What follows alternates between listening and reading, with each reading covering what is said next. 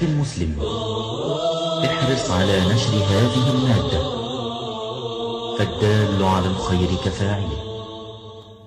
ایمان کی محمد عربی نے کی تھی. 313 ہو کے جبل کی قوتوں کے خلاف کھڑے ہو گئے. جب عمیر نے جا کے رپورٹ دی نا ابو جہل کو کہ وہ تو 3 اونٹ کھا سکیں گے اور 300 سے کچھ کم اور کچھ زیادہ ان کی تعداد ہے، اس سے زیادہ نہیں ہے، میں خوب وادیاں دیکھ آیا ہوں، میں خوب ٹیلے دیکھ آیا ہوں. تو ابو جہل نے سنادید قریش کو بلا کر کہا عمیر کی رپورٹ سنو کتنی حوصلہ افزا ہے. صبح لڑائی کی نوبت نہیں آئے گی، صبح تو رسیاں کٹھی کرو، جکڑ جکڑ کے مسلمانوں کو اونٹوں کی پشتوں پہ باندھ لیں گے اور پھر سینے حرم میں جا کے کعبۃ اللہ کی دیواروں کے ساتھ باندھ دیں گے. لوگوں کو تماشا دکھایا کریں گے کہ یہ نیا دین لے کر آئے تھے اور یہ ان کا کیا حال ہے. جب اس نے رعونت بھرے اتنی زبان سے یہ جملے نکالے تو عمیر جو سارا منظر اپنی آنکھوں سے دیکھ کر آیا تھا، ابن حشام میں لفظ موجود ہیں، اس نے کہا وَلَٰكِنْ رَأَيْتُ يَا مَعْشَرَ قُرَيْشٍ الْبَلَايَا تَحْمِلُ الْمَنَايَا.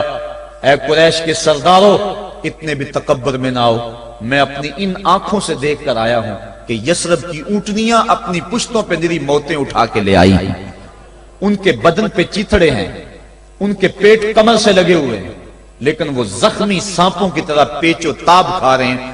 کل ان میں سے کوئی نہیں مرے گا جب تک تم میں سے ایک ایک کو لڑ نہیں جاتا. تم تو یہ کہتے ہو رسیاں کٹھی کرو، میرا مشورہ مانتے ہو تو رات کے اندھیرے میں بھاگ سکتے ہو تو بھاگ جاؤ.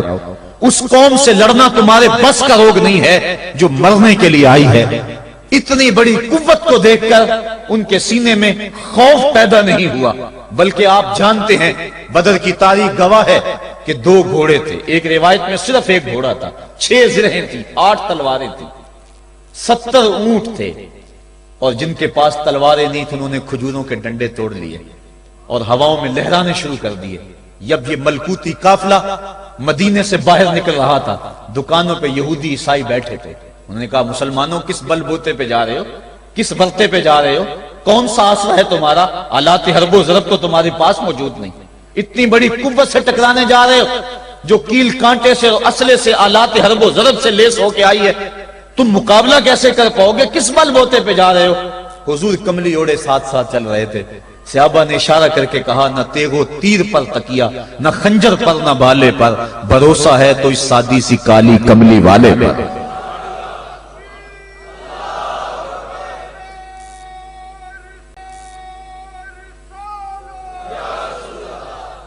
اب اس ماحول میں جبکہ کفار پورا لاؤ لشکر لے کے آئے اور ابو جہل نے کہا اعلان کر دو لنا عزا ولا عزا لکم، یہ ان کے بت کا نام ہے. ہمارے پاس عزا ہے تمہارے پاس عزا نہیں، ہمارے پاس لات ہے تمہارے پاس لات نہیں، ہمارے پاس منات ہے تمہارے پاس منات نہیں، ہمارے 360 خدا اور تمہارا ایک خدا، مقابلہ ہی کوئی نہیں.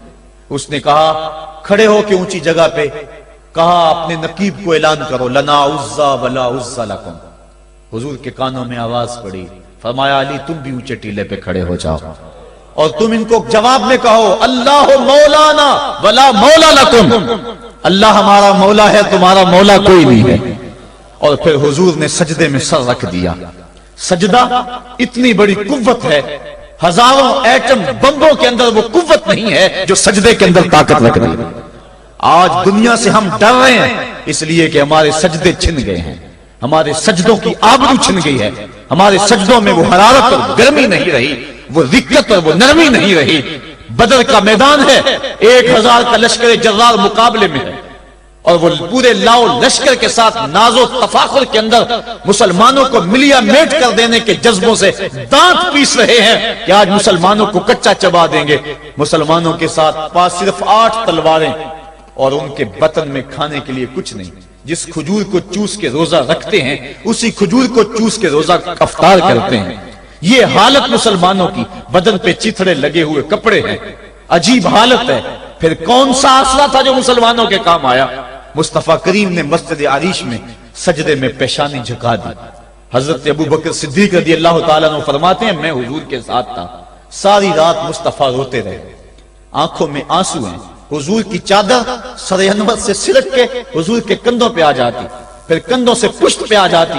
میں اٹھا کے حضور علیہ السلام کے سر پہ رکھتا اور کہتا حضور بس کرو. حضور بار بار روتے اور اللہ کی بارگاہ میں سجدے میں سر ڈال کر التجائیں کرتے. لفظ کیا تھے محبوب کی زبان پہ, آج تک ایسی ناز والی دعا کسی نے نہیں کی ہے جی جیسی دعا مصطفیٰ جان رحمت نے کی. مصطفیٰ کریم سجدے میں سر رکھا ہے اور کیا کہا, اللہم ان تہلک ہذہ العصابہ لم تعبد فی الارض ابدا.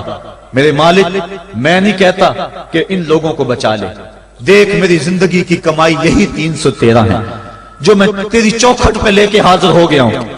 میری زندگی کا کل اثاثہ, میری زندگی کا کل سرمایہ کوہ ابو قبیس پہ کیے گئے درسوں کا نتیجہ, عکاظ کی منڈی کے اندر دیے گئے درسوں کا نتیجہ, اور ذی المجال کے میلے میں تیرے دین کی تبلیغ کا نتیجہ, طائف کے بازاروں میں پتھر کھا کھا کے جو تبلیغ کی اس کا نتیجہ, رستے میں گڑے, رستے میں بچتے ہوئے کانٹے, اور مکے کے بازاروں میں میرے بدن کے اوپر پڑتی ہوئی اوجریاں, میں نے پھر بھی تیرا کلمہ بلند کیا. میرے مالک میری پوری زندگی کا گداز, میری پوری زندگی کا سرمایہ, میری زندگی کے آنسو, میری زندگی کا رونا سینے حرم کے اندر کعبۃ اللہ کی چھاؤں کے میں سجدے کر کر کے, کوئی کبھی میں نے عمر مانگا, کبھی میں نے حمزہ مانگا, تیرے دین کے لیے میں نے جو ایک ایک کر کے تنکا جوڑا اور یہ ایک چھوٹا سا گھونسلہ بنایا.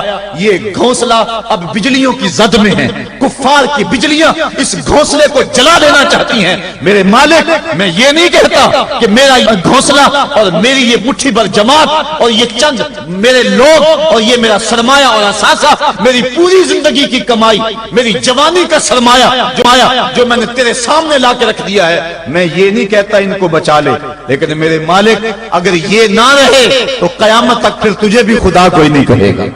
ان تہلک ہذہ العصابہ لم تعبد فی الارض ابدا, اگر یہ نہ رہے تو قیامت تک تیرے نام کے ڈنکے بجانے والے بھی دنیا پہ نہیں ہوں گے. یہ حضور نے اللہ کی بارگاہ میں دعا کی اور سجدے میں سر رکھا ہے. حضور علیہ السلام کی آنکھوں میں اشک جاری ہیں, سجدے سے قوت حاصل کی جا رہی ہے. دشمن کے مقابلے میں مصطفیٰ کریم سجدے میں سر رکھ کے اللہ سے آرزو کر رہے ہیں. حضرت سیدنا صدیق اکبر فرماتے ہیں اچانک حضور نے سر اٹھایا, میں خوش ہو گیا کہ حضور کے چہرے پہ مسکراہٹ تھی. حضور مسکراتے ہوئے فرمایا ابشر یا ابا بکر ھذا جبریل آخذ بعنان فرسہ, ابو بکر بشارت ہو, وہ جبریل اللہ کی مدد لے کر آ گئے. تو یہ سجدے تھے جن سجدوں نے ظالم اور جابر قوتوں کا منہ توڑ کے رکھ دیا. حضرت علی المرتضیٰ روایت کرتے ہیں رضی اللہ تعالیٰ عنہ, فرماتے ہیں میں نے ہاتھ میں تلوار تھامی اور میدان میں کود پڑا. میں نے کئی کافروں کو واصل جہنم کیا, پھر پلٹ کے دیکھا کہ میں حضور کی زیارت کر لوں, لیکن مجھے حضور نظر نہ آئے. میں نے ڈھونڈا تو ایک سمت حضور نے پیشانی سجدے میں رکھی ہوئی تھی اور زبان پہ لفظ تھے یا حیو یا قیوم, یا حیو یا قیوم. حضور یہ پڑھتے جا رہے تھے, یا حیو یا قیوم کا وظیفہ پڑھتے جا رہے تھے اور سجدے میں پیشانی تھی حضور کی. میں پھر دوبارہ آیا اس سجدے سے جوش لے کر, اس سجدے سے گرمی اور حرارت لے کر, اور پھر دشمن کی صفوں میں کود گیا. میں نے ایک کافر کو واصل جہنم کیا, پھر زیارت کے لیے واپس آیا, دیکھا تو پھر سجدے میں حضور نے سر رکھا ہوا اور یہی کہہ رہے ہیں یا حیو یا قیوم, یا حیو یا قیوم, یا حیو یا قیوم برحمتک استغیث. یہ جملے حضور کی زبان پہ ہیں اور سجدے میں حضور کی پیشانی. میں پھر گیا پھر آیا, کئی بار ایسا ہوا میں کافر کو قتل کرتا پھر آتا, حضور کو سجدے میں دیکھتا. فرمایا پھر حضور نے تلوار تھامی اور مصطفیٰ کریم میدان جنگ میں کود پڑے. لوگ بڑھ چڑھ کے دشمنوں پہ حملہ کرتے تھے, لیکن جو سب سے آگے کافروں کی صفوں میں کود کے حملہ کر رہا تھا وہ آمنہ کا لال محمد مصطفیٰ صلی اللہ علیہ وسلم. تو سجدے سے وہ قوت ملتی ہے, سجدے سے وہ نور اور روشنی ملتی ہے کہ پورے زمانے میں اجالا کیا جا سکتا ہے. آج 56-57 اسلامی ملک دنیا کے سامنے رسوا ہو رہے ہیں اور دنیا کے سامنے سجدہ ریز ہیں, اس لیے کہ وہ ایک خدا کے سامنے سجدہ کرنا بھول گئے ہیں. ایک سجدہ جسے تو گراں سمجھتا ہے 1000 سجدے سے آدمی کو دیتا ہے نجات. آؤ اس کے حضور جھکو, اس کے حضور جھکنے والا کسی کے آگے نہیں جھکتا. سجدہ اس کو قوت دیتا ہے. تو راز کن فکاں ہے, اپنی آنکھوں پر عیاں ہو جا, خودی کا راز نہ ہو جا, خدا کا ترجمہ ہو جا, خودی میں ڈوب جا غافل, یہ سر زندگانی ہے. نکل کر حلقہ شام و سحر سے جاویداں ہو جا, گزر جا بن کے سیل تندرو کوہ بیاباں سے, گلستان راہ میں آئے تو جوئے نغمہ. أخي المسلم احرص على نشر هذه المادة فالدال على الخير كفاعله. حضور نے ارشاد فرمایا الصلاۃ معراج المومنین، نماز مومن کا معراج ہے. تو اس معراج کو حاصل کرو، سرور لو، لطف لو، اس کا قرار پاؤ اور اس کی لذتوں سے سرشار ہو جاؤ. اور 5 نمازیں ادا کرنے کے ساتھ ساتھ نوافل ادا کرنے کی عادت بھی بنا لو، بلکہ سحری کا اٹھنا معمول زندگی بنا لو. ایک روایت میں آتا ہے کہ سحری کے وقت جب بندہ اٹھتا ہے اور اپنی بیوی کو بھی اٹھاتا ہے کہ اللہ کی بندی تو بھی اٹھ اور نماز پڑھ، نوافل پڑھ، لیکن گہری نیند کے نشے میں بیوی نہیں اٹھتی. خیر یہ وضو کرنے چلا جاتا ہے، جب وضو کر کے واپس آتا ہے تو تھوڑا سا پانی چلو میں لے آتا ہے اور اپنی بیوی کے اوپر چھڑک دیتا ہے. تو جب پانی چھڑکا جاتا ہے تو بیوی اٹھ بیٹھتی ہے اور یہ مصلی بچھا کے نماز پڑھنے لگ جاتا ہے اور وہ بھی وضو کرنے چلی جاتی ہے. تھوڑی دیر کے بعد جب وہ وضو کر کے آتی ہے تو وہ بھی مصلی لے کے اس کے ساتھ بچھا لیتی ہے. تو شوہر پہلے نماز پڑھ رہا تھا، اب ساتھ مصلی بچھا کے بیوی بھی نماز پڑھنے لگ جاتی ہے. حدیث میں آتا ہے جب یہ دونوں نماز پڑھ رہے ہوتے ہیں رب مسکرا رہا ہوتا ہے، اپنی شان کے مطابق رب مسکرا رہا ہوتا ہے کہ دیکھو میرے بندے، تنہائی میں جب کوئی نہیں دیکھ رہا مجھے رب مانتے ہیں نا، مجھے حقیقی معبود مانتے ہیں نا، اور میرے حضور سجدہ ریز ہو رہے. پھر کتنی رحمتیں میاں بیوی میں اترتی ہیں کوئی اندازہ ہی نہیں کر سکتا ہے.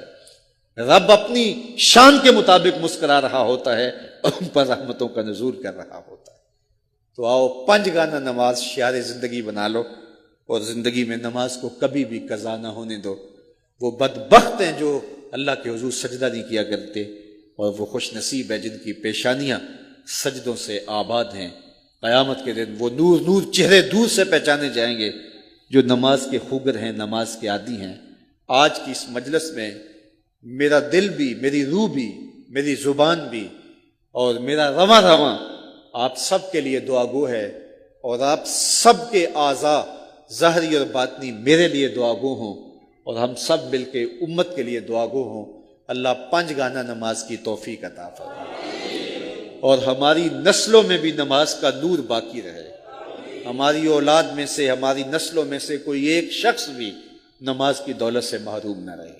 یہ سعادت مندی اس کے مقدر میں لکھ دی جائے اور اس کی زندگی کے اندر نماز کو شامل کر دیا جائے. اللہ آپ کو جزائے خیر عطا فرمائے. آج کہا جاتا ہے کہ اس طرح کی باتیں سنی جاتی ہیں کہ جو جذبات کو حرارت دیں، گرمی دیں، لیکن ہماری یہ ضرورت ہے. اس وقت تقریباً 90% طبقہ امت کا نماز نہیں پڑھتا ہے اور صرف 10% لوگ نماز پڑھتے ہیں. تو پوری امت کے اوپر نماز فرض ہے، واجب ہے، لازم کی گئی ہے. اللہ توفیق دے. آقا کریم علیہ السلام کی مجلس سے نور سجی ہے. حضرت انس بن مالک رضی اللہ تعالی عنہ روایت کرتے ہیں ایک شخص آیا اور حضور کی خدمت میں عرض گزار ہوتا ہے، متی الساعہ یا رسول اللہ، اے پیارے رسول صلی اللہ علیہ وسلم قیامت کب آئے گی؟ اگر ایک طالب علم پوچھ رہا ہو کہ استاد جی امتحان کب ہوں گے، تو اس کا مطلب صاف صاف یہ ہے کہ اس نے بھرپور تیاری کر رکھی ہے اور بے چینی سے اسے امتحانات کا انتظار ہے. تو اس نے کہا متی الساعہ، قیامت کب آئے گی؟ تو حضور نے اس کو جو جواب دیا فرمایا ما عادت لہا، قیامت کا پوچھ رہے ہو، اس کے لیے تیاری کیا کر رکھی ہے؟ تو شخص کا جواب سنیے. اس نے عرض کی ما عادت لہا من کثیر صلاۃ ولا صوم ولا صدقہ ولکن احب اللہ ورسولہ، میں قیامت کی تیاری کے لیے نمازوں، روزوں اور صدقات کی کثرت نہیں رکھتا. بعض ہمارے خطبہ جوش خطابت میں کہہ دیتے ہیں کہ اس نے کہا کہ یا رسول اللہ نہ میں نمازیں پڑھی ہیں نہ میں روزے رکھے ہیں. یہ کیسے ہو سکتا ہے کہ ایک صحابی رسول ہو اور وہ نماز نہ پڑھتا ہو اور وہ روزے نہ رکھتا ہو؟ اس نے روزوں اور نمازوں کی کثرت کی نفی کی ہے. لفظ جو حدیث کے ہیں وہ یہ ہیں، اس نے کہا ما عادت لہا من کثیر صلاۃ ولا صوم ولا صدقہ، میرے پاس نمازوں اور روزوں اور صدقے کی کثرت نہیں ہے. اس بات پہ مجھے کوئی تیاری کی صورت میں ناز نہیں ہے کہ میرے پاس بہت ساری نمازوں کا ذخیرہ ہے، صدقات میں نے بہت سارے کیے ہیں، لیکن جو میری تیاری ہے وہ یہ ہے وَلَٰكِنْ أُحِبُّ اللَّهَ وَرَسُولَهُ، میں اللہ اور اس کے رسول سے پیار کرتا ہوں، میری بس یہی تیاری ہے۔ تو اس جواب پر حضور علیہ السلام نے جو ارشاد فرمایا وہ سننے کے قابل ہے۔ آقا کریم علیہ السلام نے ارشاد فرمایا انت مع من احببت، تو جس کے ساتھ محبت کرتا ہے اسی کے ساتھ ہوگا۔ اب حضرت انس بن مالک رضی اللہ تعالی عنہ اپنی رائے دیتے ہیں، فرماتے ہیں فما فرحنا بے قول النبی صلی اللہ علیہ وسلم انت مع من احببت، کہتے ہیں ایمان لانے کے بعد زندگی میں کبھی اتنی خوشی نہیں ہوئی تھی جتنی خوشی اس قول کو سن کے ہوئی کہ حضور علیہ السلام نے فرمایا کہ تم اس کے ساتھ ہوگے جس سے محبت کرتے ہو۔ تو حضرت انس رضی اللہ تعالی عنہ مزید فرماتے ہیں انا احب النبی و ابا بکر و عمر و ارجو ان اکون بحبی ایاہم و ان لم اعمل بمثل اعمالہم، کہتے ہیں میں اللہ کے رسول سے پیار کرتا ہوں، میں حضرت ابو بکر سے پیار کرتا ہوں، میں حضرت عمر سے پیار کرتا ہوں، اور ان کی محبت کی وجہ سے میری خوش نصیبی کہ میں ان لوگوں کے ساتھ ہوں گا، اگرچہ میرے اعمال ان کے اعمال جیسے نہیں ہیں، لیکن حضور کا یہ فرمان تو جس سے پیار کرتا ہے اس کے ساتھ ہوگا۔ فرماتے ہیں کہ پھر ہماری خوشی کی انتہا نہ رہی، اور ایمان لانے کے بعد صحابہ سب سے زیادہ اگر کسی قول پہ خوش ہوئے ہیں، کسی بات پہ بہت زیادہ انہیں فرحت ہوئی ہے تو وہ اس بات پہ فرحت ہوئی ہے کہ حضور نے ارشاد فرمایا انتا مع من احببت، تو اس کے ساتھ ہوگا جس کے ساتھ تو محبت کرتا ہے۔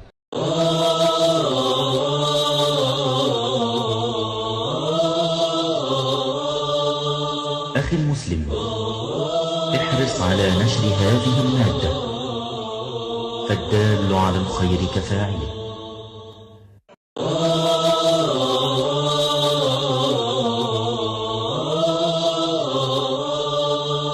أخي المسلم، احرص على نشر هذه المادة، فالدال على الخير كفاعله.